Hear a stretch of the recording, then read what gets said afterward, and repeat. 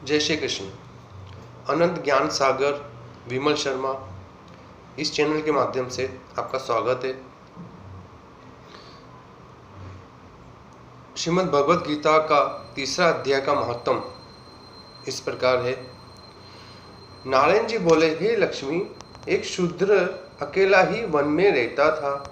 अनर्थों से उसने बहुत सा द्रव्य इकट्ठा किया।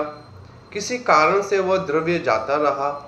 अब वो शूद्र बहुत चिंतित रहने लगा। किसी से पूछता कि ऐसा कोई अंजन बताओ जिसे नेत्र में डालकर पृथ्वी का पदार्थ निकाल लूं। तब किसी ने कहा, मांस मदिरा खाया पिया कर वो खोटा कर्म करने लगा। एक दिन धन की लालसा कर चोरी करने गया। रास्ते में चोरों ने मार दिया। तदंतर उसने प्रेत की योनि पाई। उस प्रेत योनि में उसे बड़ा दुख हुआ। एक वट के वृक्ष पर रात दिन चिल्लाया करता कि कोई ऐसा भी है जो मुझे इस अधम देह से छुड़ावे। कुछ समय बाद शूद्र की स्त्री से पुत्र जन्मा। जब उसका पुत्र बड़ा हुआ तो एक दिन अपनी माता से पूछने लगा कि मेरा पिता क्या करता था और उसका देहांत किस प्रकार हुआ। तब उसकी माता ने कहा, बेटा, तेरे पिता के पास धन बहुत था। वो सब यूं ही जाता रहा। एक दिन धन की लालसा से चोरी करने गया, परंतु मार्ग में चोरों ने उसे मार डाला। तब उसने कहा, हे माता, उसकी गति कराई थी। तब माता ने कहा, नहीं। फिर कहाँ ये माता उसकी गति करानी चाहिए।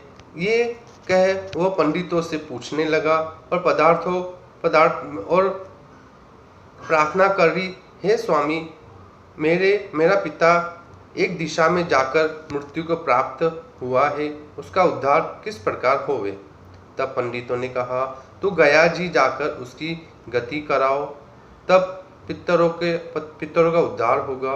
ये सुन माता की आज्ञा लेकर गया जी को गमन किया। प्रयागराज का दर्शन स्नान करके फिर आगे को चला। रास्ते में वृक्ष के नीचे बैठा। वहां उसको बड़ा भय हुआ।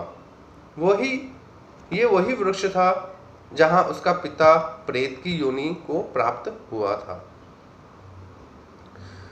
उसी जगह में चोरों ने उसको मारा था। तब उस बालक ने अपना गुरु मंत्र पढ़ा। उसका एक और भी नियम था। वो एक अध्याय श्री गीता जी का नित्य पाठ किया करता था। उस दिन उसने श्री गीता जी के तीसरे अध्याय का पाठ उस वृक्ष के नीचे बैठकर किया। वो उसके पिता ने प्रेत की योनि में सुना। सुनने के बाद उसकी प्रेत देह छूट गई। देह दाही पाई। स्वर्ग से विमान आए और वो विमान पर चढ़कर उसके सामने आया और आकर आशीर्वाद दिया और कहा, हे पुत्र, मैं तेरा पिता हूँ जो मरकर प्रेत हुआ था। इस तेरे पाठ करने से मेरी ये देह देही हुई है। अब मेरा उद्धार हुआ है। अब तू गया जी में अपनी खुशी से जा। इतना सुनकर पुत्र ने कहा, हे पिताजी, कुछ और आज्ञा करो जो मैं आपकी सेवा करूं। तब उस देही ने कहा, देख, मेरी 7 पीढ़ियां पितर नरक में पड़ी है, बड़े दुखी है। अब तू श्री गीता जी के तीसरे अध्याय का पाठ करके उनको भी इस दुख से मुक्ति प्रदान कर। इतना वचन कहकर वो देही स्वर्ग को गई। तब बालक ने कहा, वहां तीसरे अध्याय का पाठ किया और सब पितरों को पुण्य देकर वैकुंठगामी किया।